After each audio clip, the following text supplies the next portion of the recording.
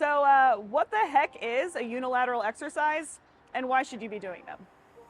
Something like a goblet squat is bilateral. I'm using both legs to do this. Single leg deadlift, unilateral. I'm only using one. And I need to keep my balance. All right, first reason that we should be doing unilateral exercises is that if you're only ever working on both legs at once, you might be masking a mobility issue, right? An area of your body that doesn't have the same range of motion on one side versus the other. So here, I'm doing a split squat, right? With my back foot on a stability ball, I'm able to see just how deep I can get on this leg. And when I switch legs, I'll be able to compare the two. The second reason you need to be focusing on unilateral movements as well is because if you're doing things on both sides always, you could be hiding an inactive muscle, right?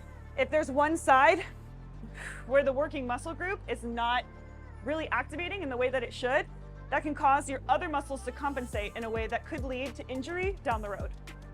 All right, another reason to be doing unilateral work is that you can get to the point of muscle fatigue much easier with lower weight than if you were working both limbs at the same time. So if you have limited access to a gym, you only have a certain weight of dumbbells at home, resistance bands, anything like that, if you're working one leg at a time, I have to use much less weight before I'm feeling the burn in this standing leg.